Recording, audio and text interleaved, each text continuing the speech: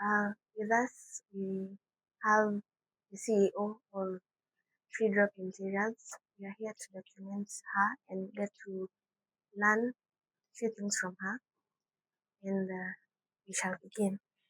Good morning, madam. Good morning, team. Thank you for having us here today.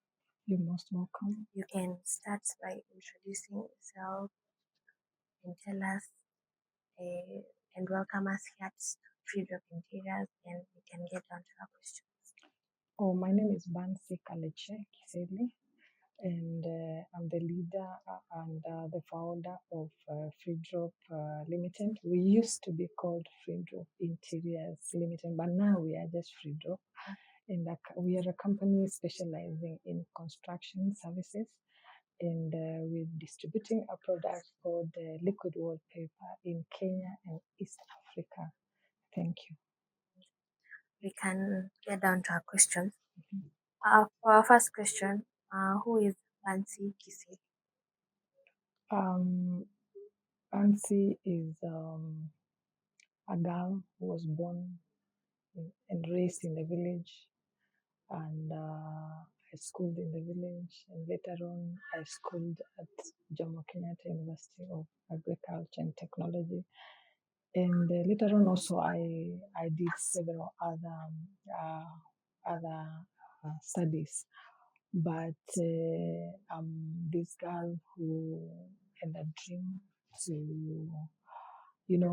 to get into entrepreneurship, and yeah, then I conceived the idea about Freedrop around 2006 actually, and I've been working through the journey of entrepreneurship, and we are here today as Freedrop, and with a big team.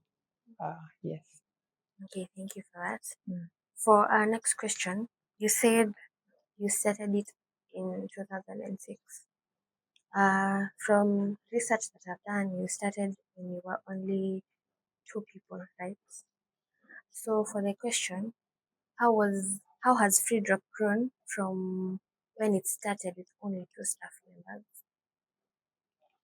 Oh, okay. We've just grown hypothetically and gradually, and having our clients, telling other clients, and definitely trying to do our best, and solving the gaps in the construction and in the interior design sector.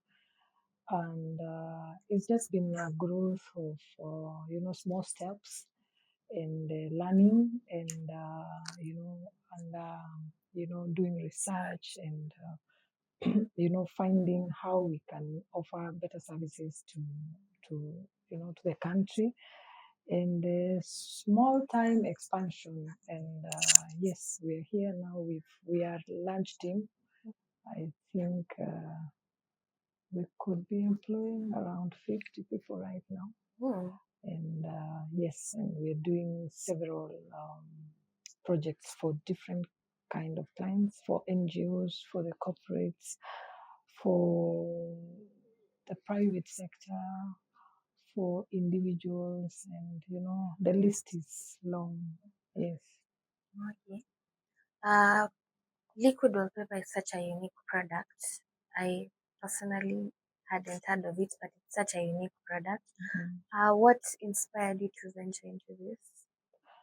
Oh, we ventured into liquid wallpaper during COVID, and as you know, during COVID, we went through a lot of challenges, the business world, because like us, what we do, we could not open sites, we could not attend to our clients, and we were just idle. And I was just thinking during this time that we are indoors and all that. So I kept on reading about liquid wallpaper, and as I'm a champion of sustainability goals, especially the ones for environment. And I learned, and I realized that the environment was exposed to so much damage by the normal paints, and like the painters and the people who interact with the paint, their health was at risk. And I was thinking of how else can we have beautiful walls without putting risk to people's lives, putting risk to the environment, and providing a sustainable product which is green to the environment, and which is going to give the same feel as painted walls. And that's how we started doing the wallpaper. And I got partners from Egypt, where cotton is produced in large scale, and we got into talks about the product, and that is now what you can see on the walls today. Mm, very pretty. For our next question, back in 2021, Mhm. you told the Standard newspaper on, a, on an article that they made about plans for exterior wallpaper and handmade carpets. Please tell us more about it, and have they been realized yet? And if not, kindly explain to us about especially the handmade carpets. Okay, the exterior wallpaper, we're still, what can I say? We're still on the stage of testing. We've not yet released it to the markets, but we're still walking the journey. It's not okay. It Mm, might seem like it has taken long, but we're still on it. mm, And for the unmanned products of home, right now we are also putting the items together, and polishing them, and testing the markets to see, listening to the clients, mm, and like let me say we are still modeling the product, and we expect it very soon. Yeah, we expect it very soon. I hope we're going to be seeing it on the shelves mm. very soon. Yeah. I Mm, really can't wait to mm, see them. mm. For our next question, what was your first ever customer experience like, and were you nervous about it? Customer. Okay. Number one, our clients are mostly, let me say that we concentrate on the corporate clients. We we are not so much on the individual clients. Mm, But our first client, it was a circle. I don't know. I think a limo. I don't remember. I don't want to be quoted for saying the wrong name, but I know it was a circle based somewhere in town. And yes, we were nervous. We're not dealt with another client, and we convinced them to give us the job, and mhm, we did a good job. And I can tell you, we finished. We handed over the project. We were doing some blinds and some wall carpets for them, and we finished the job. We finished the project, and we handed it over. And I'm telling you, they never noticed it was our first project. Oh, So it is a matter of the confidence that you wear mm, when you're going to attend to your first client. They wow, don't really have to know that you're starting, but you do your research, and you make sure you're doing the right thing. Yes. mm, that's nice. Mhm. Uh, is there a story behind the name Free Drop? Yes, there is a Mm-hmm. big story. So when that time I was alone, I was alone as I started as a sole proprietor. When you just start and you're having a lot of ideas and you're starting. That time we looked into mostly the window finishes, the window blinds, the curtains, all that kind of furnishings, the seat covers, the carpets, and all that. And that time, I realized, like, that time there were no Uber, there were no border borders and all that. Right now, there's that solution. Delivery charges are not an issue to most clients. Yeah. But that time, like delivering items to a client, and these items are bulky that we were doing. Let's say for a client, we were based in town. So delivering those things for a client, let's say in Karen, it's very far and it was expensive.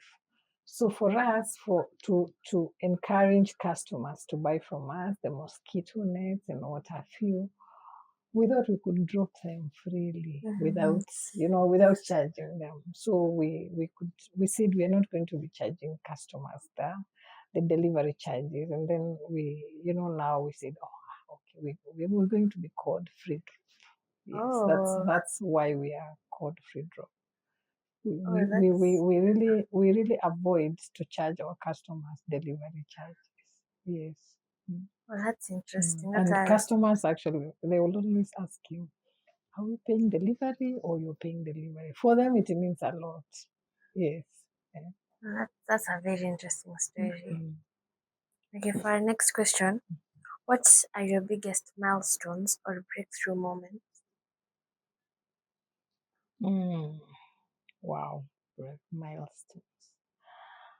Um, I can see right now we're at the level where we can compete with who is who in in the market. Like we've gotten there, and where our experience can speak for us, because majority of the things that hold back startups is where you ask, where have you worked before, what have you done, what do you have to show, and it becomes a big challenge for any startup or anyone who is starting to offer good job, especially the people who are starting. Because where have you done it? Because clients don't want to make mistakes because it involves money, it involves time, and all that. So we are at a level where our work can speak for us, even when we are not there. In spaces that we are not there, people mention our names because we've worked for them, and they have good experience with that. So they will always say, you'll meet a customer say, you want your house to be done, you want that project. If you want your project to be delivered on time and with professionalism, talk to Freedrop. And you see, that is actually a big milestone for me, because I don't need to pitch to keep on pitching. Our previous work is able now to pitch for us, and now we have a name that can speak in spaces that we are not there. Yeah. Yes. And I agree, your work really speaks for itself. Yes. Yeah. Yeah. For our next question, do you manufacture the liquid wallpaper locally or import it? If imported, what are the challenges with the importing materials and the spare parts for repair? Okay. The liquid wallpaper is manufactured in Egypt, because that is where most of the local materials that are used to manufacture, which is basically cotton. Cotton is a plant, and silk. Silk is also is a product from animals. So that is where we're able to readily find the material for making the product, and that's where we do the manufacture, and we package, and we bring the wallpaper in Kenya when it's already packaged. And this year we were looking into the policies of the government, whether the government is going to be making it easier for people who want to manufacture in Kenya, because uh, without contradiction, is not cheap, or is not easy to manufacture in Kenya. But we considering to do our manufacture here in Kenya. The challenge of importing is time, where our clients wants a white product. Our stocks do not have white product. It has to take 7 days. Some of the times that it takes more, even days, and all that. Basically, the importation challenges, which every importer faces. Yeah. For normal paints, it usually peels off after some time. Mhm. And for repairing it, you need to repaint. What about for liquid wallpaper? Okay, liquid wallpaper is a DIY product, where we call it do it yourself. So every person we are selling the liquid wallpaper, we teach them how to install, we teach them how to repair, we teach them how to clean, and how to remove in case they want to relocate to another place. Because again, it's a product which is removable from the wall and movable again to another wall. So once for example, if you get a dent on this wall, if it comes out, what you just need to do is make this area wet with the tap water. And once it is wet, it is able to come out. So if there was a dent or something, if you're moving your bed and then it is scrapped it off, you make the area around it wet, and then you pull it. It will fill the missing bit. It's as simple as that, and anyone can do it. You don't need to call a fundi to come and repair that mess for you. Oh, Yes, that's very it's very simple. simple. Yes. That's nice. Okay, for our next question is, what is the most misconception people what is the most common misconception people have about liquid wallpaper? They tend to think is a wallpaper which is stick to the walls using glue, which is not because they have the concept of wallpaper sticking and all that. Yeah. But the fact is, the liquid wallpaper is you mix with tap water and you stick it on your wall, and it's something that anyone can do. Yes, your babies can do it because it's safe and it has no effect to even your furniture, your carpets. It doesn't stain anything. Yeah, is a do it yourself product, because everyone will ask, is there a fundi who can come and install for me? I think in Kenya also we've not accepted the concept of doing things for ourselves. Yeah. Yeah. We need people to help us. Yes. Okay, for our next question is, you had earlier mentioned in introducing yourself as a mother. So for the question is, how do you balance being a mother and managing the day-to-day grind? Wow, it's a challenge like any other, let me say, mother who works and they have children to bring up, and I mean it's the world we live in. So you take some off, you run to school, you take some off, you take the children to hospital, you take some off, you balance between your day, which are the hours are for the family, which are the hours are for business, which are the hours for even yourself. Yes. Yeah. Okay. For the next question, as a female CEO in a creative but male-dominated industry, what have what has been your biggest leadership challenges? Oh yeah, construction is quite dominated by the males. Yeah. Even now, because when you look at the construction sector, you would say 14% is occupied by females, and the rest of the percentage is male. And generally, it's because of the type of work, because the type of work is quite masculine. Because you're not likely to go and find females making doors, grinding, welding. Yes, but okay, I'm not saying they can't, but they are there, but they are less because it's a bit tough. But the challenge leading such company is I've met clients who in the boardroom they would tell me, are you going to be the one? Are you going to do that job? Where it's a bit intimidating, where they feel like, you're not going. After Gen Z's destruction, I was given, I'm not going to mention the client, but I was given one of the outlets of the retail shops to repair by one of the clients, leading clients. We were given, let me say that.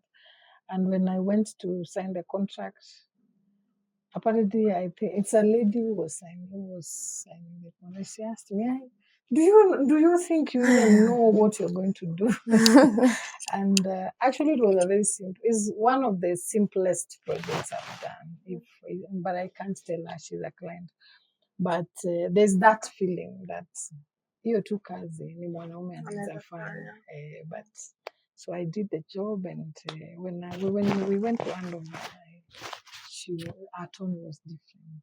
So yes, there's that challenge, but it's normal. It's the society, and Yeah. we are training them that we can do it.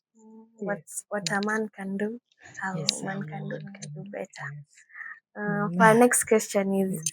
describe leadership in 3 words, and why would you describe it? Wow. I would say that leadership number one is leading from the front. Is not where you tell people do this, and do this. Mostly is when the team sees that you're doing, they are able to pick it up and say, surely we have to do. So I'll call it doing uh, like preaching, not preaching what you want, but doing what you actually want. Yeah.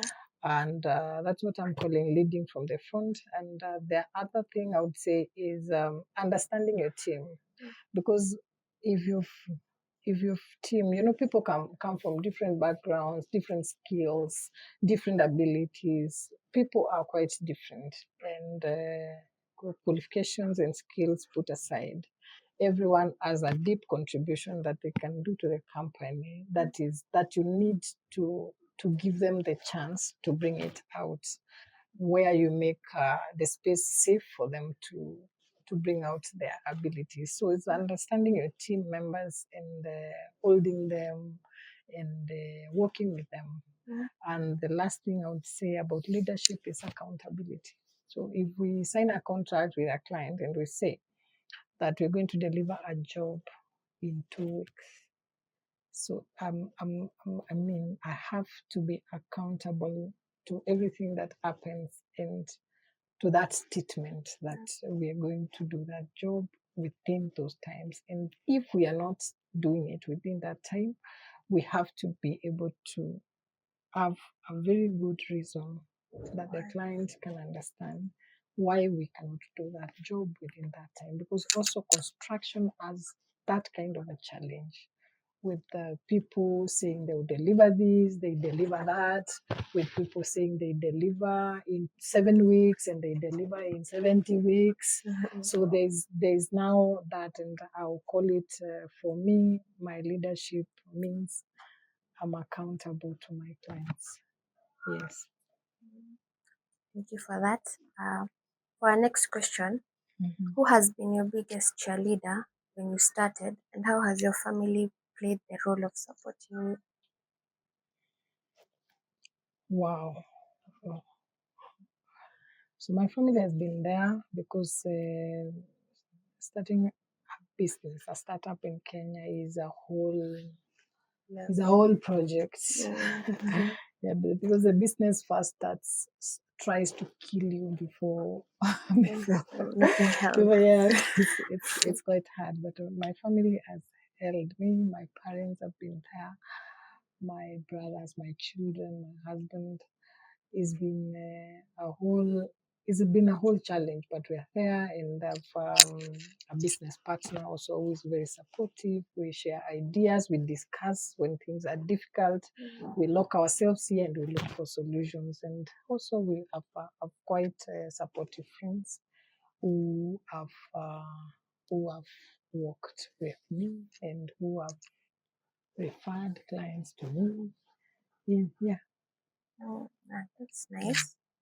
For our next question is, what does success look like for you beyond money or business growth?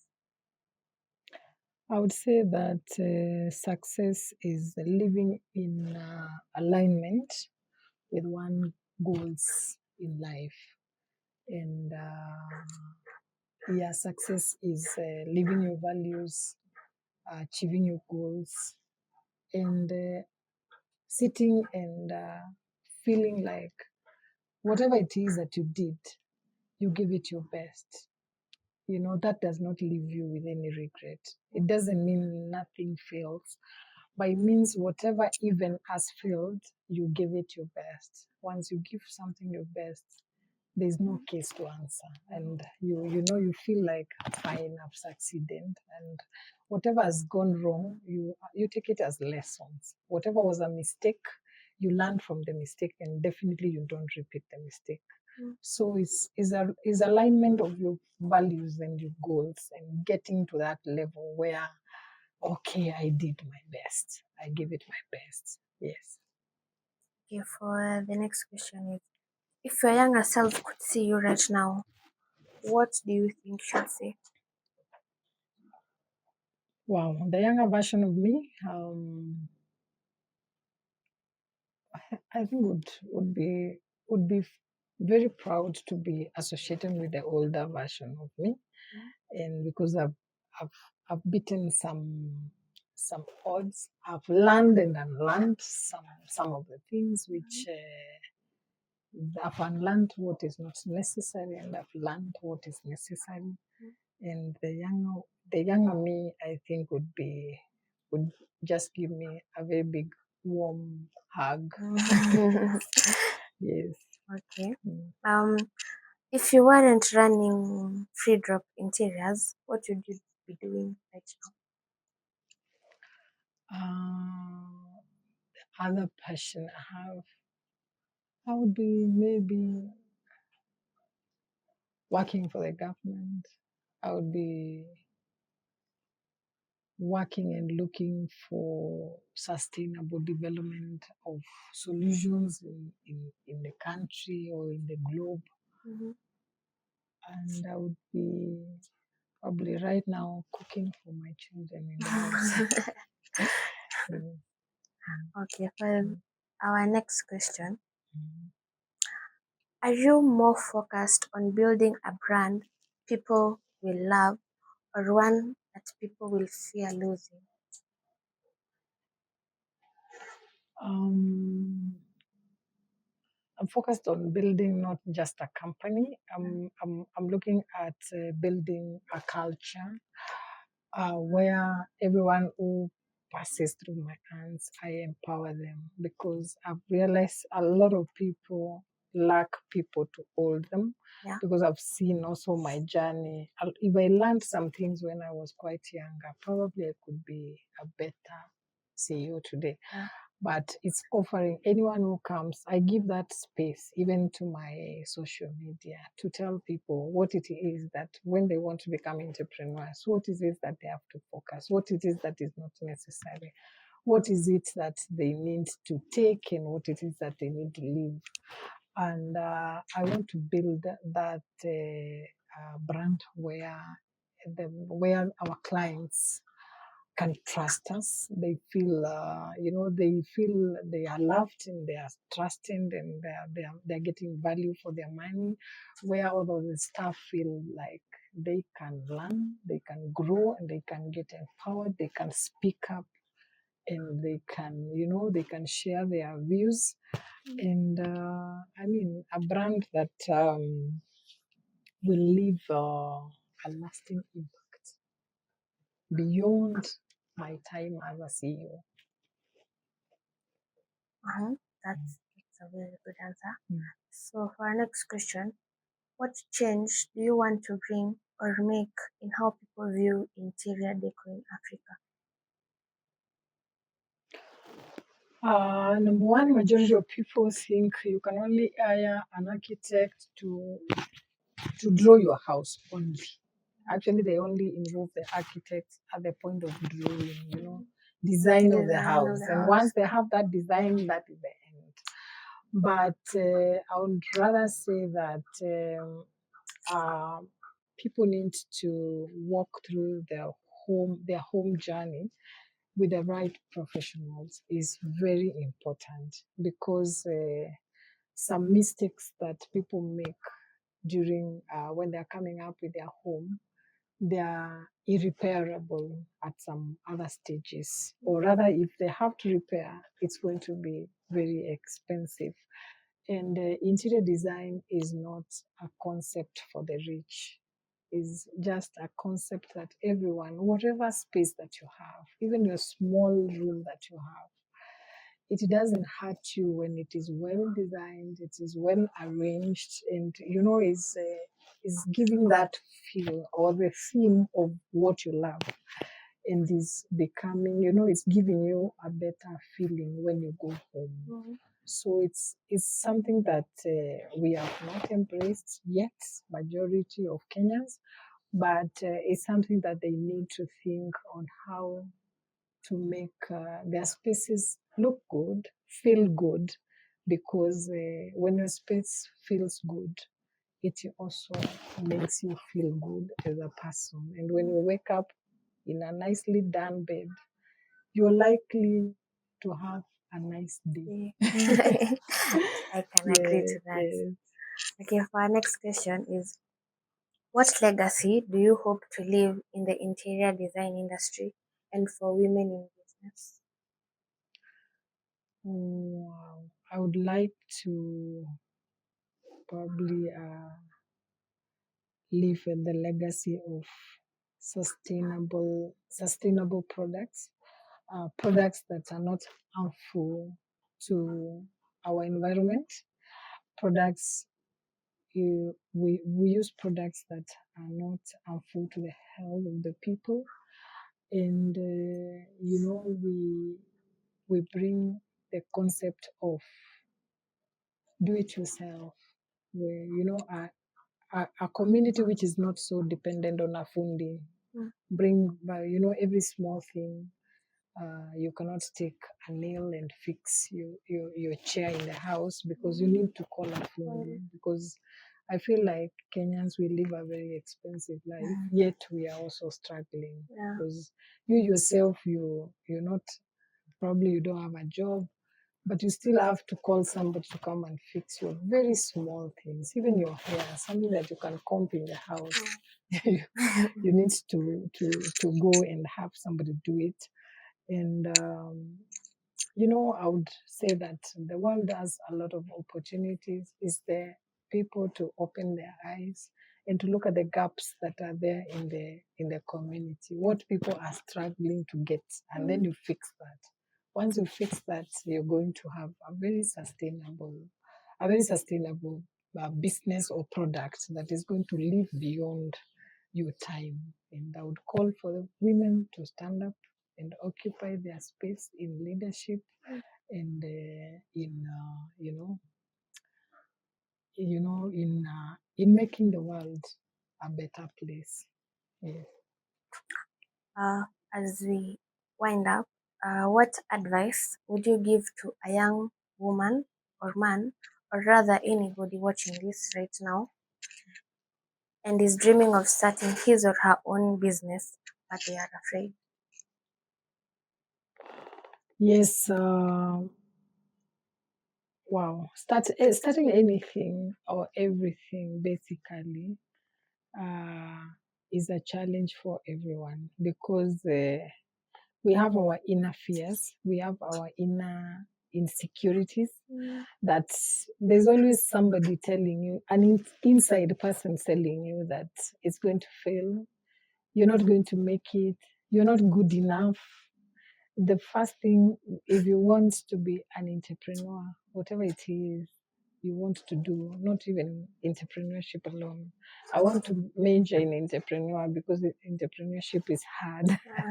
Yeah, so you need to trust yourself first. You sit down and you trust yourself. A lot of people are going to mistrust you, like they are not going to trust you. But you have to trust yourself. The moment you trust yourself, you're going to sell to people the energy that you trust yourself. And you're going to manifest it that you're going to do it. Once you overcome the fear in yourself and the self doubt, then you can conquer any other thing in the world because that is the energy that you just need. So they need to wake up, they need to identify what they want to do and let them not copy what every Tom, Dick, and Harry is doing. Because that is where we go wrong. We say so and so is selling what a few, we start selling, and then we flounder the market. So it's good to be original. You sit down and come up. It has to be a solution actually. You must offer a solution. If you don't offer a solution, nothing is going to differentiate you. If you're doing filming, everyone else is doing filming. You need to know that. But for you to be to be recognized. You have to be extraordinary. For me to choose you, you must give me an advantage beyond everyone else. So, I mean, let them stand up, let them be extraordinary, trust themselves. There's a lot of work to do. I'm not going to lie to them, it's going to be easy, but the work is worth at the end of the day. It pays off. It doesn't pay very fast anyway, but it pays off. You're going to be proud because you're going one day to say, look, I built all this, and you're going to feel proud. Even if nobody else feels about it, you'll feel, I did it, and it's quite satisfying in your heart. Mm-hmm. Truly, good things take time. Mm-hmm. So for our last question is, in one sentence, Mm-hmm. summarize your journey this far you've come. Wow. Um, Passion, uh, resilience, patience, and continuous development. That's nice. Mm. So thank you. Most Those welcome. are the questions we have for today. And thank you also for having us here. And that's our wrap. Nice.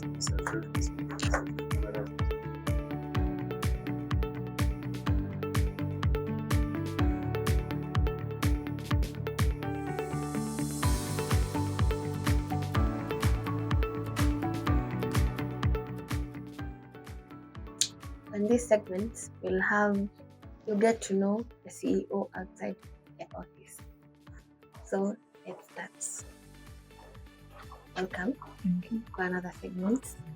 Apart from being free, apart from the office, what do you do when you're free? During my free time, Yeah. I cook. I also take walks at Karura with my children. I bike. I also meet friends and spend some time with them.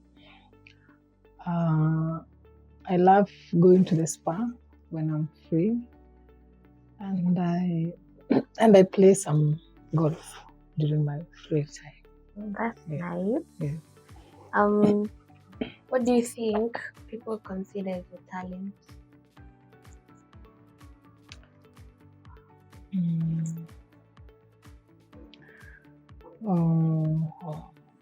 Talent.